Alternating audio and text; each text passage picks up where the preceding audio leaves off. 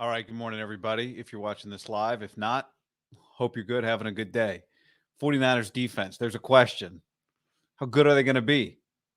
Are they going to be as good in the first half as they are in the second half? Will it matter? Here was Mark Sanchez on Up and Adams yesterday. When you can name 3 or 4 D linemen on a defensive attack that you're about to play, that's a problem. That's a problem. And when one of them's the highest paid player, non-quarterback of all time, another very big problem. Even if he doesn't get the numbers, he's attracting the attention. And we're talking about Nick Bosa. Like, you got to have presence on that guy. You got to have tight ends chip him. You got to have running backs try and take a piece of his ribs on their way out to their check down routes. So it's a tough one playing these guys. They just wear you down to the nubs. And then as soon as you make a mistake, they capitalize and they're all over you. It is, it's like a wild pack of hyenas on defense, and that offense is explosive. It's fun to watch. I love the hyenas quote always. I think if we asked Steve Wilks, Steve, when should we judge your defense, at halftime or after 4 quarters? He would say after 4 quarters. I, like a lot of people watching the Niner game on Sunday against the Rams, at halftime went, the hell's going on? But it's a 4-quarter game. Classic coach cliche, but it's true. Patience, consistency, discipline. I think Steve Wilks, and I think the part that Mark Sanchez just said, actually, let me talk about that for a second. The part that he said about mistakes, I think, is the key part of this defense. They're going to be more consistent. They're going to be more disciplined, and their effort is going to be consistent. And so that when you make a mistake, because you eventually will make a mistake, then they will be there ready to pounce, which is what happened. The second half of that game, all of a sudden, was an avalanche, right? The takeaways. And we've seen this with the Niners and Stafford before. You come at him, you come at him, you come at him, you come at him, you come at him. Get these lips working. And eventually, it is going to wear you down. And so when Sanchez says they're going to wear you down to the nubs, I think that is what it's about. Now, we'll get to Bosa in a second and some of these interior linemen in a second as well. But I think that's what this is about. And I think it is going to get better. I do think it's going to get better. When you go back and look at this defense historically under Kyle Shanahan, under 3 different coordinators now, we don't have enough data really through 2 games on Steve Wilks to make any sort of conclusions. But in the previous 4 years, they have been about what they were defensively in the second half, in the first half. Last year, they were second in the league in first half points per game. They allowed 9 points per half in the first half. In the second half, they were third in the league. They allowed 8. So it was pretty even. It was pretty balanced. The year before, they averaged 10 points in the first half. That was 11th in the league. They averaged 11 points allowed in the second half. That was, it was 8th and then 11th. So it was about the same in the second half. This year, 12 points in the first half, 11.5 points in the second half. I wonder with Wilks, is this defense going to be 12 points in the first half, which is 21st, by the way. So that's high. I mean, it's higher than it's been under Shanahan. Is it going to be 12 points in the first half and then 8 points or 9 points or 7.5 points? 7.5 might be tough in the second half. Or is this whole thing going to get better? The whole thing might get better, but I do think in the end we'll look, and this will be a version of the Niners that maybe gives up less points in the second half than in the first half, which is not, when you look at the last 5 years or the last 4 years, 3 of the last 4 years, they give up more first half points than second half points. Maybe this defense will be a little bit different under Wilks. Maybe he's going to wait and then save some of his stuff for the second half. Here's what Wilks said. This is Wilks talking about his interior lineman. This is before the Rams game, but it'll lead us to something else. So this is what he said, and he's talking about a conversation with Eric Armstead. It was Stockton or Magic. I was joking with Eric because he's 6'8". They did a lot of assists this past week for us, just really giving those guys the pocket inside. It was collapse right here. I mean, we were really killing them inside right there with the rush, and those guys on the outside are going to benefit from that. Do you have a stat for that? No, it's just what we call factor grade. You know, that Eric didn't show up in the stat sheet, but you can watch that game and see that he was a factor time and time again where someone else made the play. All right, so if you didn't catch all that, he says, Eric's 6'8", like Magic. I said to him, you're like Magic, you're like Stockton in the Steeler game. you guys didn't get the buckets, but you got the assist, the interior line. And the follow-up question was, do you have a stat for that? And what did he say? No, but we got a grade. We got a grade. They call theirs factor grade, FG. If you flip it, it's almost GFF. So they have a way to measure, are we affecting the pocket? Yes. And I think if you watch the Rams game, as a lot of people did, or if you go back and watch it again, as some people did, what you'll see is that even though it took them a while to get home for that first sack, they were affecting the pocket. And look, Stafford, I do think part of this week, the Rams game in hindsight, is it's like the reverse of the week before. The week before, we spent 4 days after the game going, is Colton McKivitz going to be good enough? Are they going to have to trade for a tackle? Well, who watched one of the Monday night games last night? TJ Watt is just an absolute terror, right?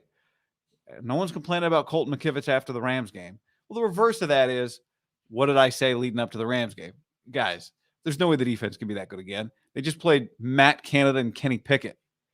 Nobody gets to play Matt Canada and Kenny Pickett every week. Every defense wishes they could play Matt Canada and two-glove Kenny Pickett every week. It's just, it's going to be a bottom 12 NFL offense, maybe worse. This week, it's savants, McVay and Stafford. And guess what? It looked tougher. But the good news is most teams don't have McVay. Most teams don't have Stafford. And definitely most teams don't have the two of them combined. So it's going to get better than that. But what happened? As the game wore on, they wore down. Look at the PFF numbers of the interior pass rushers here. Steve Wilkes is talking about interior. Now, we could nitpick PFF numbers for sure, but I was talking to a college coach this weekend about some PFF grades, defensive grades. And I said, I'm looking at these PFF grades. Do you think they're accurate? And he said, they generally match up with what we have anyway. But look at this. Javon Kinlaw, 10th in overall grade against among interior defensive linemen. Javon Hargrave. Now, Javon's playing a lot more snaps. Javon's playing 93 snaps. Kinlaw played 53. But Javon Hargrave, 12th. Kevin Givens, 47 snaps, 14th. And here's Eric Armstead, 95 snaps, 22nd. So back to what I thought Sanchez's little thing there. If you can name more than a couple defensive linemen, it's a pretty good defensive line. I thought that was a great way of looking at it. Everyone can name the receivers on a bunch of teams. If you can name multiple defensive linemen, and if you're naming multiple interior defensive linemen, then you got a pretty good defense. You'd argue the Niners have multiple interior defensive linemen that people could name. So let's go to the edge rushers here. Let's go to the edge rushers. Nick Bosa, number 2. Okay. Micah, Bosa, Myles Garrett, DeMarcus Lawrence, TJ Watt. TJ Watt's playing a lot, obviously, because they just played on Thursday night. Alex Highsmith. You know, those guys were a terror. In hindsight, maybe the Niners actually did a damn good job against those guys. But Bosa won. Where's another Niner here? Edge rusher. There's Drake Jackson at 21. Okay. So I think what'll happen, even though Bosa here is at 1, he's going to get better. I do think Nick's going to get better. If everything is about consistency and discipline, then, even though Nick Bosa was disciplined in preparing for the season, he was not consistently playing against NFL players. He's going to continue to improve. Shanahan said it yesterday when he talked to the media. How did Nick Bosa look to you after the film? He was asked. I know Stafford was getting the ball out quickly. That was part of the question. Is in bold, Shanahan's answer. I think he was getting back into football shape, getting back into his groove. I thought he got better and stronger throughout the game, similar to last week in that aspect. I thought he finished the game real strong and took a step forward from Pittsburgh. This goes back a little bit to what Bosa said after the game Sunday. If you saw any of what he said, I did get better. There are things I want to work on. Bosa never says, I got to watch the tape. Bosa just knows. He said, there are things I got to get better at. This week's going to be a tough week because we play the Giants it's a Thursday game, so there's less practice time. And it was really an insight. I mentioned it yesterday, but it bears repeating. It was really an insight into how what would be the word, like how focused it's not focused, intentional. How it's people love that word these days. Like, you got to be intentional about your mind and your body. But for Nick, he's got to be intentional about how he is intentional about how he practices. Nick Bosa, and I don't need to tell you this. If anybody's been to a practice or you watch any practice, if you watch him warm up, he's very intentional about how he practices. It means that every day there is something he's trying to get better at. And so because of it, because he has the capabilities, right, the wherewithal, he does get better a lot. He continues to get better because he's working with a purpose. The analogy I mentioned yesterday was like, if you just you can go to a driving range and bang balls all day. You're not gonna get better unless you're actually working on something.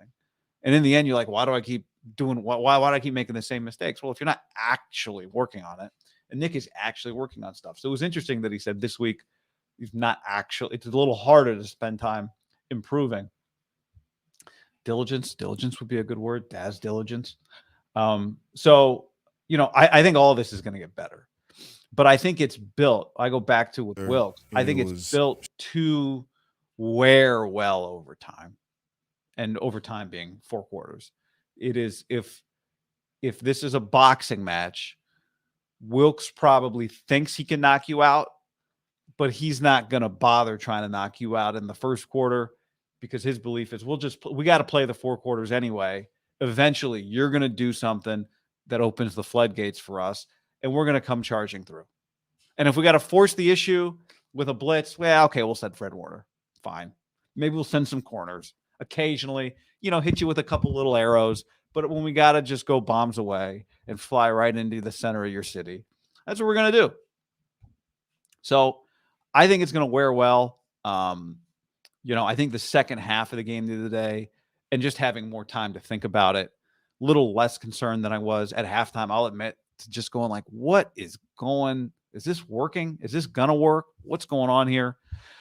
But I think, when you watch Wilkes talk, he's got this calm, confident, not in a rush, very has a plan, is going to stick to the plan.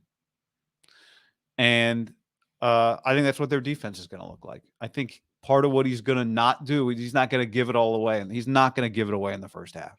That's part of his goal. And I think the Rams are a great example because of, like, Puka Nacua is a good example, right?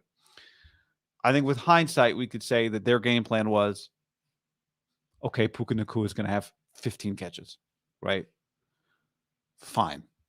You hear it a lot in basketball where the other team will have a guy that, like the day before scored 25, and coach will be like, yeah, he's going to get his 25. But the key is to not let the second, third, fourth, and fifth options also get 15 apiece. And when in this type of game, there's only 57, Niners only had 57 offensive snaps in the game. There's just not a lot of possessions in the game. The 57 snaps the Niners had on Sunday against the Rams last year would have been the 5th fewest number of offensive snaps that they had in the game. So it's one thing for a guy to have 15 catches in a college football game, maybe, right? If there's going to be 31 combined snaps. But in an NFL game like Sunday, where there's going to be, I don't know, not 31 snaps, 31 possessions. I don't know what the final possession number was. At one point, like, the two teams had like 7 combined possessions near halftime. My guess is because it sped up a little bit the second half, that game probably ended around, my guess would be like 18 total possessions between the two teams, maybe 16. But if Puka Nacua is going to have 15 catches, but they're all going to be in front of us, he's not getting behind us, he's not scoring 3. It's just chunks and chunks and chunks.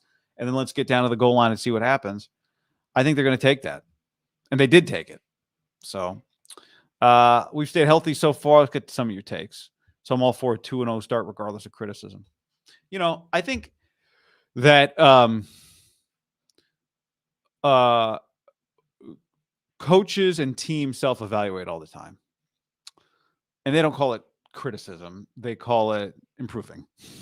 So I think with any of this stuff, especially 2 games in, and it's fair, Klarzard, uh, it's fair to say here are the things. I think early in the year, you're just looking for little cracks that you hope aren't things that'll become big things. When you're looking at any team, you're just trying to figure out what are the cracks and what are the big things. And week 1 it was McKivitz and Ambry. Week 2 it was, are they going to be able to get to the quarterback rushing 4, which is the dream. Like the ultimate dream is we can rush 4 and play man behind them, and it's all going to be fine, right? That's the dream. And ultimately with Bosa still improving, I think that area they'll get better in that area. Yes. Why don't you send Kay a DM and see if you can make that happen? I'll be there. Confidence, chip 6 loading. I'm so sick of the Cowboy talk from the media. It's all they talk about. Well, that's not true. They also talk about Colorado football. Michael Irvin actually has the inside track on both those topics. The Niners and the Cowboys game is right around the corner. Right around the corner. Niners play Thursday. They get a few extra days. They play the Cardinals the following Sunday, and then they play the Cowboys the following Sunday night on October 8th. That game's right around the corner.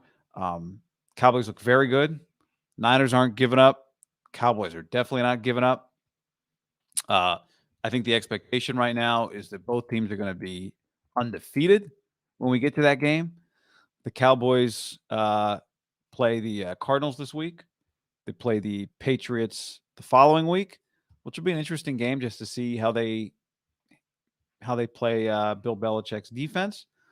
But I got no problem with it. Cowboys deserve it. Deserve isn't the right word. I prefer that we talk about the Cowboys when they're very good. And right now they're good. They're good. I wasn't concerned because I knew the adjustments were coming after halftime. That's how it was with D'Amico as well. 15 games to make adjustments for Wilkes. Just be zeroed in for what matters, the playoffs. GFF agenda alive. Yeah. Yeah, both Watt and Highsmith are deadly pass rush duo. And Highsmith, I think we saw it last night. His numbers reflected. I think he was tied last year in the league for the lead with Hassan Reddick. Forced fumbles. That Steelers defense created a lot of fumbles yesterday. So, I mean, just an absolute. There are rippers.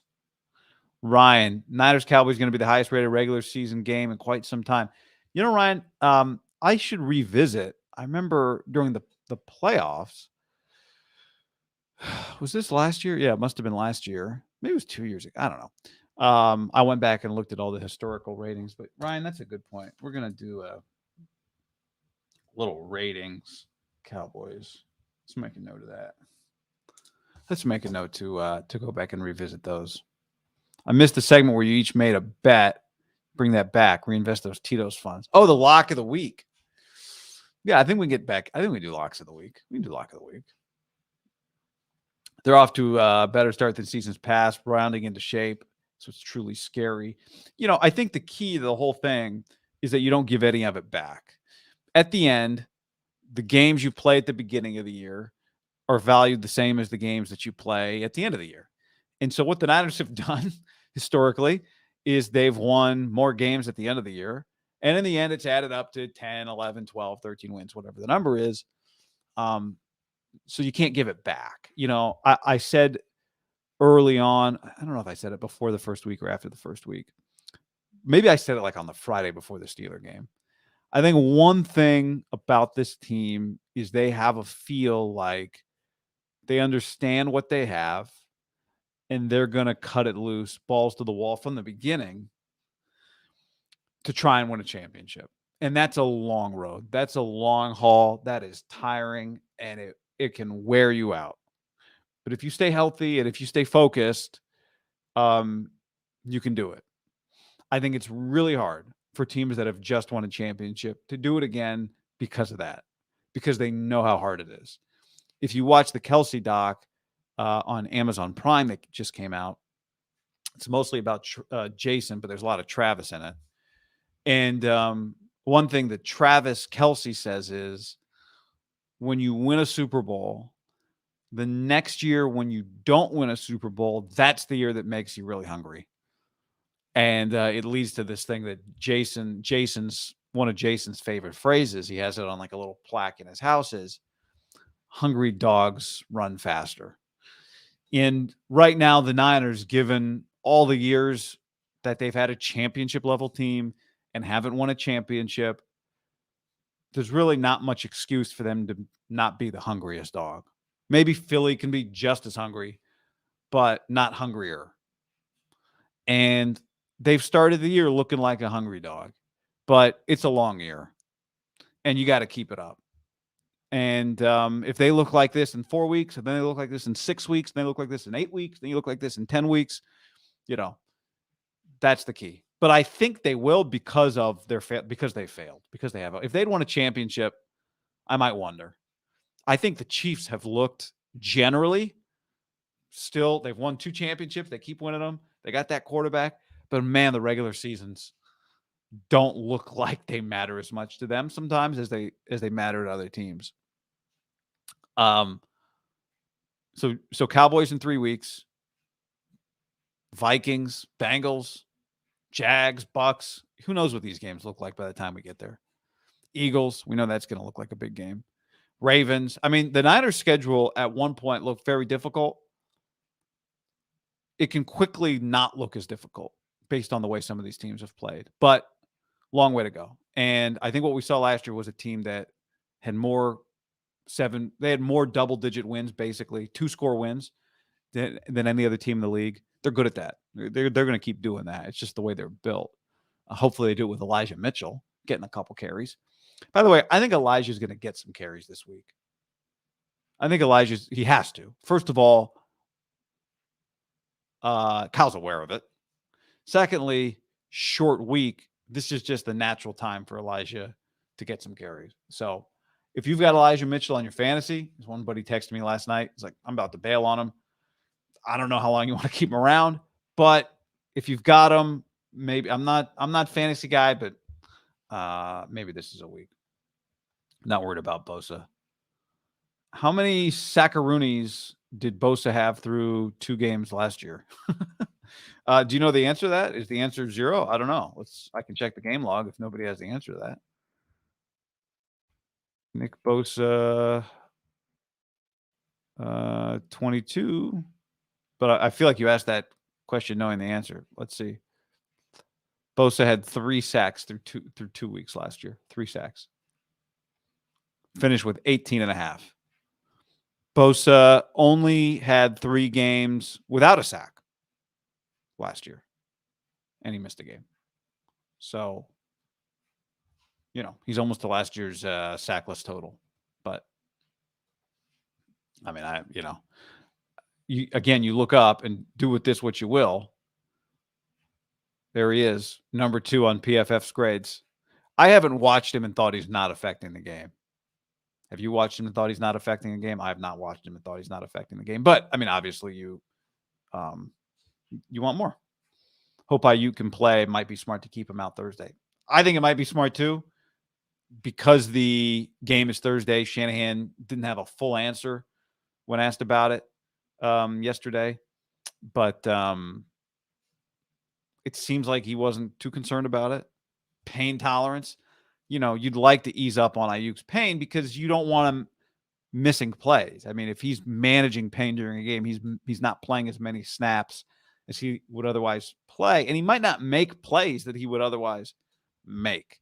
So, you don't treat NFL games quite like you do like FCS games in college, right?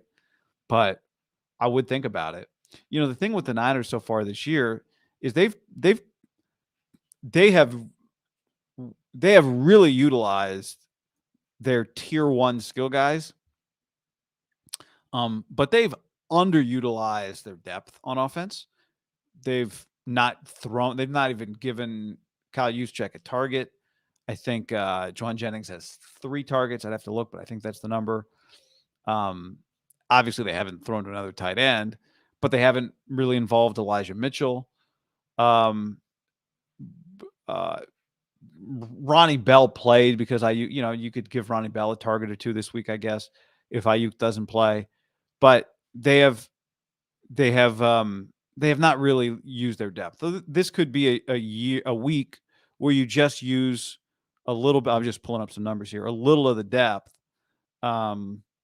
Mitchell 5 carries, Debo 7, McCaffrey 42.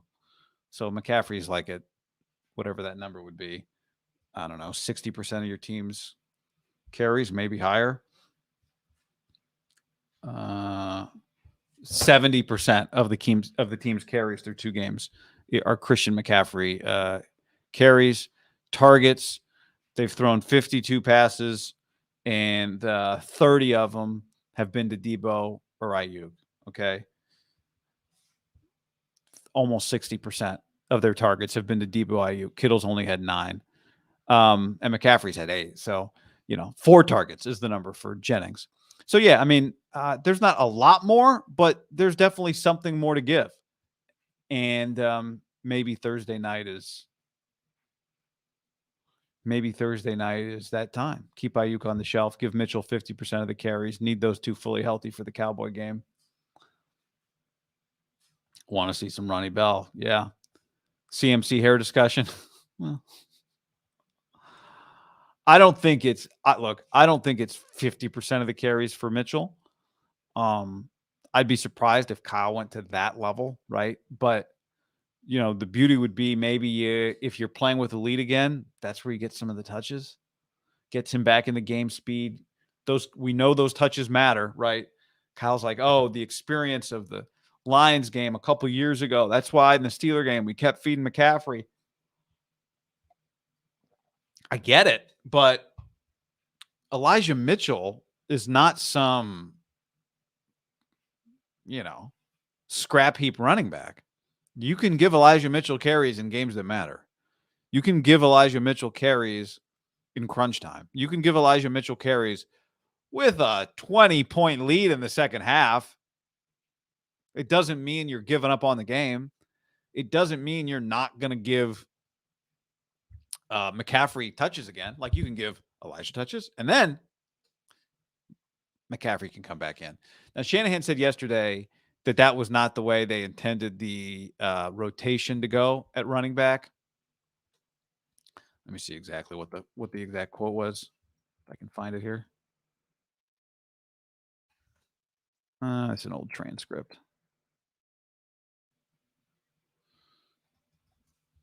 Basically, he said that's not how we intended the rotation to go. So maybe it was a factor where the person who controls the rotation. We definitely got to get Elijah Moore and do better with our rotation than we did yesterday. That wasn't the plan going in. It just ended up being that way, and I've got to make sure that doesn't happen.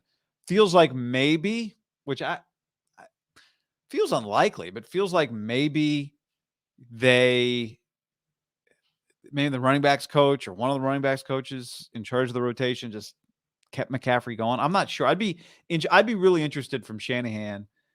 Like, what is just give me your how does this operate? What is the operation here on your running back usage, right? Often on teams, the running back coach is in charge of the rotation.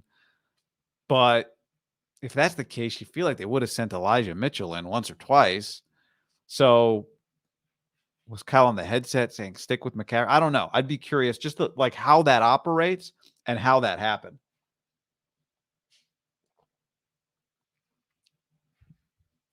Do you ever plan on making a solo pod for shows like this? Sometimes I do it. Like last Friday, I think I put out some of it as a solo pod. I guess I could do it for this one. But sometimes these videos are like a little too visual for the podcast feed. But trap game Thursday night? Nah, no such thing. Better not be. I think what I think actually, in a weird way, helps this game. Generally, Thursday nights, you don't get a team's best. So I don't know if we'll see their best this week, Niners. But I wonder if the fact that they play the Giants on a short week actually forces a little more from just a trap game standpoint, forces a little more respect and focus for the opponent, right? Like if you were playing the Giants off a bye, would you roll them? Maybe. I mean, you've had the bye, you've had the time. But the fact that you're playing this team on a short week, almost how tough a short week is. If you're playing, Thursdays, you're just not as good as you are on Sundays. Every time you're kind of in it, I think it's a reminder. It's kind of crazy that you played such a short turnaround. But I do wonder if the fact that this is a Thursday game actually forces a little more, to use the word again, intentional focus, because everybody in the building knows that you just feel a little stress, a little anxiety in a good way because of a short week. So you really are reminded, hey, this week we're not just playing the opponent, we're playing ourselves. We got to get back and locked in. So maybe that I don't think it's a trap game. In other words, if they don't play well this week, I don't think it's a group looking past teams. And then you watch the tape, and the Giants had a comeback win, and Saquon's out. Looks like an Oregon State helmet, but it's not. Tito's handmade vodka. Support. Who are you buying a Tito's for today? Am I buying a Tito's? I said John had the idea on Sunday's show. He started talking. I'm like, this is a great idea. We should just, part of the thing should be you buy a Tito's for somebody. So I don't know. Tito's for Ayuk. Mitchell is no slouch. 4.9 per carry in his career. It's going to be a crap game. Max Wasserman. Real name on the internet, maybe. I have a hard time believing Shanahan would totally delegate playing time decisions to position coaches. Yeah, I know. I mean, I doubt a running backs coach would never sub McCaffrey out like that. So I would love to know, how does that work? Can national TV games and home openers be traps?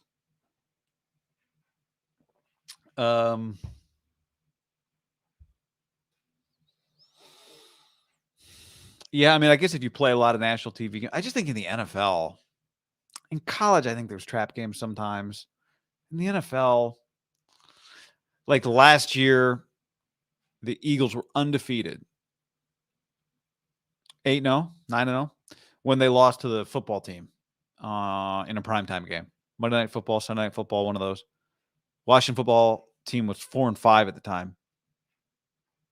Was that a trap game, or is it just hard to win every game in the NFL? I mean, I think it's that. Not sure what you mean, Yafi. Explain. Help that the Giants won. I think if they lost, it would have played out differently. I don't know. I mean, look, if you've been listening to the show if you've been watching last year, if you were watching, I said a lot. And a lot of people were like, Brian Daboll, what a G. And I think he's clearly a high-level coach, and we'll see how this thing plays out. And not his fault that they don't have a better quarterback. But, people wanted to make him the coach of the year, and they won like 9 games. And I said, no, we reward above average with the coach of the year award so much. We thought you were going to suck, and congrats on not sucking so much. Winning 15 games or 14 games, like that's damn hard. So I'm going to roll with that guy more often. So now sometimes you win 9 games and a lesser coach would have won 5 with that roster. I'm not saying he wasn't worthy or you can't be worthy or whatever, but let's just see. Let's see what this thing, win or lose, it doesn't change the way I look at the Giants last week. Yeah, Mitchell and the Coach Turner doghouse. I think it's more probably if we got to the the answers, play call based, but amen to that. Marathon, not a sprint. Not a good time to be around. I know. God, it's just I watched the Chubb thing last night, and I'm a big I don't need the replay guy. Like, I'm not looking for it on the internet. I'm good. I saw the video this morning of, was it a Bengal game? Some guy was punched, hit his head, died at a game this weekend, 53 years old. I'm good. I don't need the video. Thank you. That's horrific enough. But the Chubb injury, and just you watch Saquon the other day, running backs left and right. I hold my breath. There is no such thing as a playoff if you're the one touching the ball. None of these tackles are soft. I mean, and it doesn't look at the Aaron Rodgers injury, right? It doesn't have to be anything crazy. It's just the game, man. It's nuts. It's nuts. Thoughts on the Raider game? You know, I got a tweet from somebody that said, why are you guys, I got to mention this to John on the next pod. We talk about it because I want, this person sent me like 3 tweets. I don't know if they watch the videos or they just listen to the podcast, which you can also listen to podcast down in the description below if you want to take Ham on the go. Somebody said, man, I like you guys, but why are you always ragging on Raiders and Raider fans? And I haven't responded yet because I'd rather talk about it. Never ragging on Raider fans. Raiders, yes, but never the fans. Nothing but love for fans. Deserve better. Raider fans, loyal, organized, tough, intestinal. You got courage to continue this, and never making fun of the fans. No. Eckler, Barkley, Jones, Montgomery, Chubb, Dobbins, JT. Yeah. Maybe. I don't know. You said a long time listener. I understand. I get it. You know, I'm here for the Raiders. That's me. Okay. Gotta go. Thanks for hanging, everybody. Have a great Tuesday. And we'll see what other content's coming your way. It's not like we don't have a calendar where we plan things out. We just kind of go. Something pops up, we'll do. Hey, we feeling it? Yeah, let's do something. So that's kind of the operation here. But I'm enjoying at least these semi-consistent Monday morning, not Monday mornings, morning YouTubes. You guys seem to enjoy them as well. So thank you for supporting. While you're here, you know, ways to support: like it, subscribe to the channel, share it with people. Download the podcast, subscribe to the podcast, which is in the description. And just, you know, if you're a YouTube watcher but not a podcast listener, just add the podcast. You can follow it. You know, it's not downloading to your phone all the time. You just follow the pod. You're a subscriber, and it helps the podcast grow as well. So we appreciate that. And then we've always got, you know, links in the description. Send us pictures of you with Tito's. The folks at Tito's love that. Prize picks. Is the link down in the description? I don't know if the link is in the description. prizepicks.com/ham50, and then the promo code ham50, and they'll deposit up to $100. Let me just make sure that's the you can do aboves and belows. Yeah, there you go. prizepicks.com/ham50. And I'm in there. I'm having fun on these games, and you can do that. There's some Butcher Box links down in the description, and big Butcher Box fans. So GameTime app, you know, all that stuff. So we always appreciate the support. Those are the ways you support. So thank you. Appreciate it. Like button on your way out the door right here. You're watching this video. I'm about to wrap it up. Hit that like button. Subscribe to the channel. We'll talk to you all soon. Thanks. Later.